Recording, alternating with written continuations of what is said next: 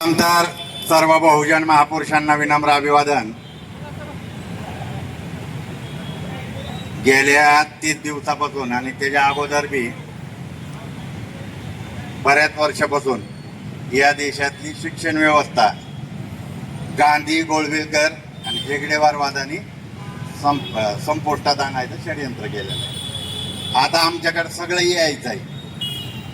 आता काय शिक्षण बी यायचं आहे, महापुरुष बी आमचं यायवरच आले. प्रथम तर जे जंतर मंतरवर मोदी सरकारने लहान लहान विद्यार्थ्यांवर जे लाठी हल्ला केला त्याचा निषेध. आता तो करणारच ना, मोदी करणारच का नाही. त्यांनी बायकोच सोडून दिली, त्याला लेकरांचं काय करणार आहे. बायकोच सोडून दिली त्यांनी, त्याला लेकरांचं करणारच नाही. बरं, त्याला शाळा शिकवायची नाही. आणि जी काल 2-4 दिवसापासून तिथं जायला लागली का नाही सगळ्या, ती बी आता काय आल्यात तिथं. म्हणजे मोदीनं घातली. राहुल गांधीनं काय केलं? राहुल गांधी आधी आला का? आधी नाही आला, नंतर आला. कुठं गेला? प्रधानमंत्र्याच्या घरासमोर.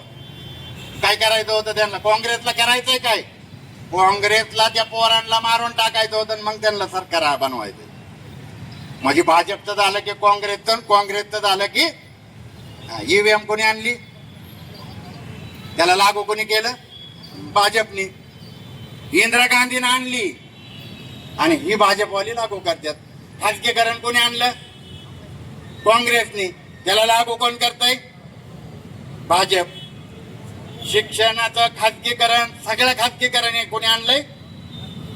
दोघांच्या बी आईचा नवरा एकच आहे. हे दोघं एकाच बापाचे आहेत, काँग्रेस आणि बीजेपी वाली. दोघं बी एकाच बापाचे, एक सवतीचा आणि एक मावशीचा आहे. आणि दोघं मिळून हे करतात. हा दोघं मिळून. आणि मुसलमानाचं दोघांकडनं मार खात्यात. ही करता झाला की ही करता, ही करता झाला की ही करता. आणि तिसऱ्या पैसे येऊ देत नाही ना. ह्या देशातल्या SC, ST, OBC मायनॉरिटीने मिळून सरकार बनवायचं होतं. ह्या देशातली ST, OBC मायनॉरिटी काय करते? आता कालपासून मी 5-6 मुसलमानांचं स्टेटस बघितलं. पवार साहेब मोदींना भेटायला गेलं. तुमच्या लेकरासाठी नाही गेलं, त्याच्या लिकीसाठी गेलं. पुरीला मंत्री बनवायचंय म्हणून गेलं असतील का? पोरांसाठी गेलं होय. लगेच स्टेटस ठेवतं. मोदी तर मोदी हरामखोर आहेत, पण महाहरामखोर ही लोक आहेत. मोदीला चालवणारी RSS आहे. ह्यांना कोण चालवतंय? ह्यांना बी RSS चालवते. पण बी टीम कोण आहे? मायावती, प्रकाश आंबेडकर बी टीम आहे. आम्हाला नाहीत ना, काय गावकोताच्या बाहेरच्या आहेत दोघं बी. आता पाटोळे वकील इथं म्हणलं की महारा मांगाला सत्ताधारी बनायला लावलंय. महारा मांगाने आता मिळून चांबाराला बनवायला पाहिजे. महाराजन मांगाचं भांडण लावलंय बाचकाळांनी. महाराणी मांगाने गप्प बसायचं आणि चांबाराला प्रधानमंत्री करायचं. विषयच मिटेल ना. आणि ह्यांना काय करायचंय? ह्यांना लावायच्यात भांडण. आणि एकच आहेत, एकत्रच आहेत. आता काँग्रेसची स्थापना इंग्रजांनी केली आणि मग RSS ची स्थापना काँग्रेसवाल्यांनी केली. RSS ची स्थापना तर ह्यांनी केली ना. ते बळीराम केशव हेगडेवार जी RSS च आहेत, त्याला कॉन्ट्रॅक्ट कुठं काम करायचं ते काँग्रेसचं. आता जसं ह्या राष्ट्रवादी भवन मध्ये ती देतात का नाही, ते ह्याचं जेवणाचं टेंडर, तसं जेवणाची टेंडर तेव्हा बी निघायची. आणि ती टेंडर काँग्रेस कुणाला द्यायचं? केशव बळीराम हेगडेवार. हेगडेवारच ना, हेडगेवार का हेगडेवार, हा, ती बी आधीचा खाना आहे. मी पाठीमागच्या ह्याच्यात सांगितले त्याच्या बापाची आईची नावं. म्हणजे ह्यांनी ठरवून केलेलं आहे आणि ह्यांना ठरवून करून आपल्याला उद्ध्वस्त करायचंय. मुनीरबाईने तसं सांगितलं की शिक्षण ही वाघिणीचं दूध आहे की जी प्रसारण करेल तो गुरगुरल्याशिवाय राहणार नाही. गुरगुरतेत ना, जो शिकतोय तो गुरगारतोय. आणि त्यांना ती गुरगुरणं बंद करायचंय. आणि ती गुरगारणं जी बंद करायचंय, त्या बंद करण्यासाठी ही सगळी एकत्र आहेत. ही कोणीही कुणाचं बघत नाही. काय पडलंय तेव्हा? काय नाही पडलं. म्हणजे कुणालाच काय पडलं नाही. जे सत्ताधारी आहेत त्यांना तर काहीच घेणं देणं नाही. आता दादाचा फरक बारामतीकरांना पडलाय की सर्वसामान्य त्यांच्या घरातल्यांना काय फरक पडलाय? बरं सांगा की सर्वसामान्य बारामतीकर तुम्ही त्यांच्या घरातल्यांना काय फरक पडलाय? काय नाही पडलं फरक. फरक फक्त सर्वसामान्य बारामतीकरांना पडलाय. तुम्ही नुसत्या जाहिरात करताय. ऍडमिशन पाहिजे तिथं राष्ट्रवादी भवनला जा, तिथं बसवले तर तिथं ऍडमिशन कुणाला दिली सांगा. हाय तुमच्यातल्या कुणाला भेटलंय का ऍडमिशन फुकाट? भेटलंय का सांगा. नाही भेटत. शिक्षण संस्था ह्यांच्यात आहेत की, शिक्षण संस्था ह्यांच्या, ITI ह्यांचं, लॉ कॉलेज सगळं यांचं आहे. मग ऍडमिशन आणि डिग्री आणि पेपर घरी देतील किती? त्यांचंच आहेत म्हणले. लीक होतंय. लीक आज बऱ्याच वर्षापासून लीक होतंय. त्याच्यावर लक्षच नाही ना. त्या जी मोठमोठ्या अकॅडमी आहेत, ह्या अकॅडमीवाली आणि ती जी शिक्षण ही आहे, हा त्यांची सांगड आहे. आणि ती लीक करतात त्या अकॅडमीचा येतो, मग त्या अकॅडमीवाली जाहिरात करतात. आणि स्पष्ट झालंय ना, त्या मोठे गावकऱ्याला जेलमध्ये टाकलाय का नाही? मोठे गावकर गावलाय त्याच्यात. मग लातूर पॅटर्न वाढवला कुणी? लातूर पॅटर्न वाढवणारी इथली सत्ताधारी आहेत. सत्ताधारी मी बघितलंय. माझ्या पुरीला टाकलं होतं लातूरला. 3-3 हजार पोरांची ट्युशन भरती तिथं. 3-3 हजार. आणि प्रत्येकाला 2 लाख रुपये फी आहे वर्षाची. ती एका इन्स्टिट्यूटचा आहे. ही व्यवस्था ह्यांनीच चालू केलेली आहे. 1846ला महात्मा फुले हंटर आयोगासमोर फाटके कपडे घालून उभा राहतात. आणि महात्मा फुले हंटर आयोगासमोर साक्ष द्यायला गेल्या होत्या राऊंड टेबल मध्ये. त्यावेळी जी ब्राह्मण होती महात्मा फुलेंना बघतात आणि महात्मा फुलेंना बघून हसतात. एका गायकाने शाहिराने एक गाणं लिहिलंय ह्याच्यावर. गाणं काय की फुल्यांची पगडी घोंगडी पाहून भटाचं वर्तुळ हसलं, त्या बामणाचं वर्तुळ हसलं, पण शाहू राजाला फुल्यांच्या पगडीत विद्येचं गाठोडं दिसलं. मारवाडा मांगवाडा गाठलाय त्यानं, महात्मा फुलेंनी मारवाडा मांगवाडा गाठलाय त्यानं, अरे विद्येचा प्रसाद वाटलाय त्यानं. अख्खं गाव विरोधात गेलं. महात्मा ज्योतिबा फुलेंच्या अख्खं गाव विरोधात होतं. त्यांच्या वडिलाला शेजारच्यांनी फुगावलं, तुझं पोरगंतून महारा मांगायला शाळा शिकवतय, धर्म बुडावतय. धर्म बुडत होता. जो धर्म आम्ही 56ला टाकून दिला तो धर्म बुडत होता. आणि कोण सांगत होतं महात्मा फुलेंना? शेजारचा येऊन अरे त्या वडिलांना. आणि मग महात्मा फुलेंच्या वडिलांनी सावित्रीमाई फुले महात्मा फुलेंना आकडून दिलं, महारा मांगांना शाळा शिकवतोय म्हणून. ही कोणी सांग?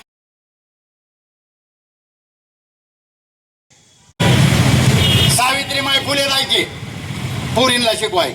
मुसलमाना दगडी मारत होती का? इंग्रज मारत होती का? मग दगडी मारणारी कोण होती? जी आत्ता सत्तेवर आहे तीच दगडी मारायला होती.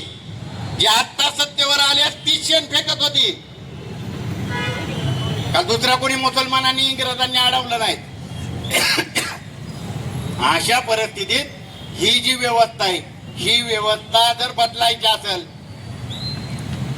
तर ह्या देशातल्या सगळ्या नागरिकांना, गरिबांना एकत्र यावं लागेल. आणि इथली व्यवस्था, राज्य सत्ता जी आहे, ही राज्य सत्ता सर्वसामान्यांच्या हातात जर आली तर हे सगळं नीट होईल. नाही तर नीट होणार नाही.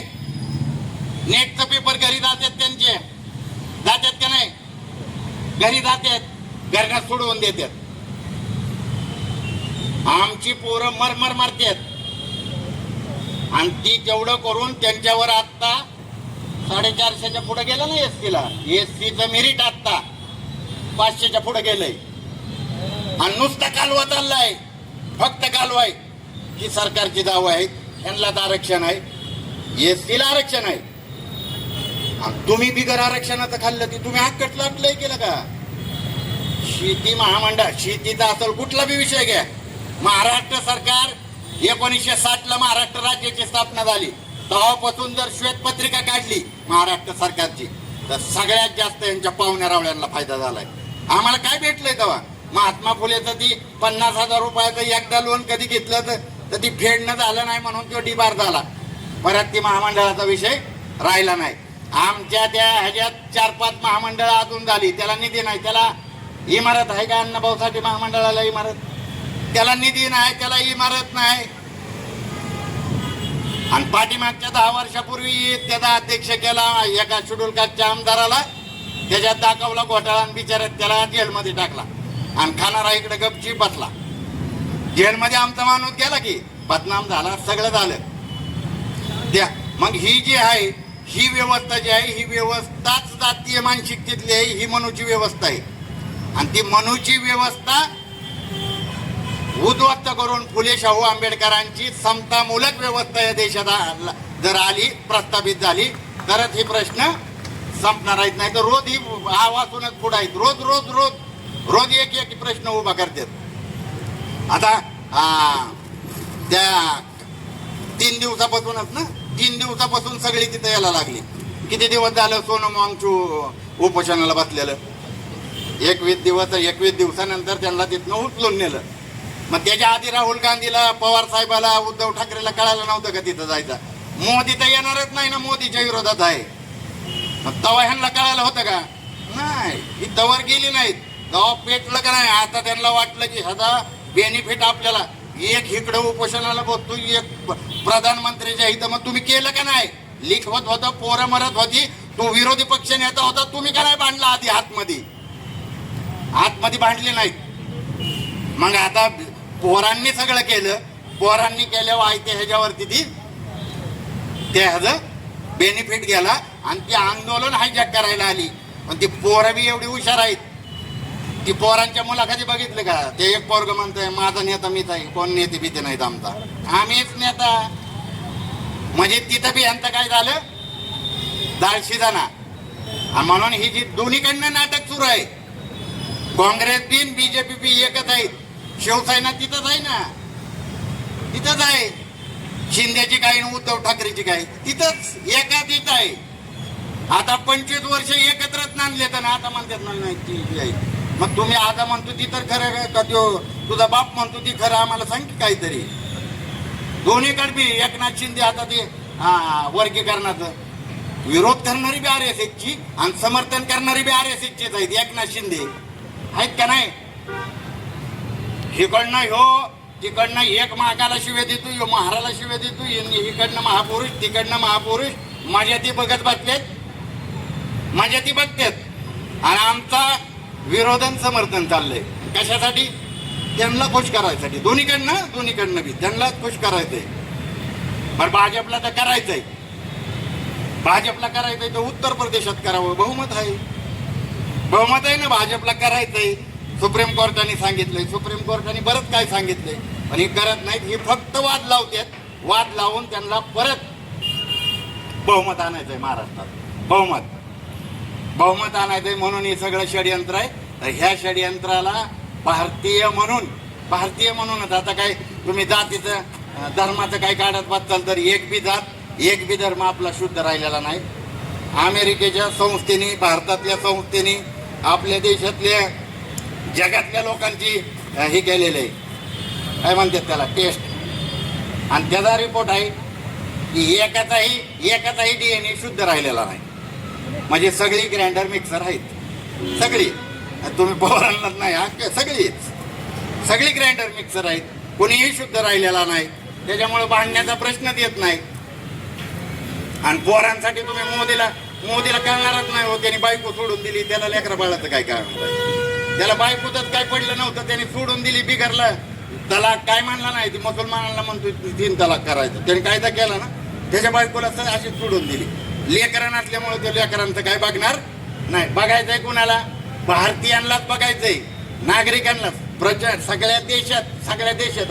सगळ्या देशात त्या आंदोलनाचं लोन पोचलेलं आहे. सगळ्या देशात. तुम्ही त्या जरा जंतर मंतरवर बघताल तर लोक स्विगी त्या ह्याच्यावरनं तिथं ऑर्डर पाठवतात. इथं बसून तिथं करतात का नाही? म्हणजे ही आग लागलेली आहे. आणि ही जी आग आहे ही जोपर्यंत ह्या देशातलं संविधानिक राज्य येत नाही, संविधानाचा फक्त ती दाखवतात, संविधानाचा कुठलाही अंमलबजावणी होत नाही. आम्हाला काँग्रेसकडनं अपेक्षा होती काँग्रेसनी संविधान लागू करावं. तर ही बापल्या ती पुस्तके हातात घेऊन फिरतात आणि म्हणतात संविधान वाचवायचं. यार वाचवायचं नाही, ते लागू करायचंय.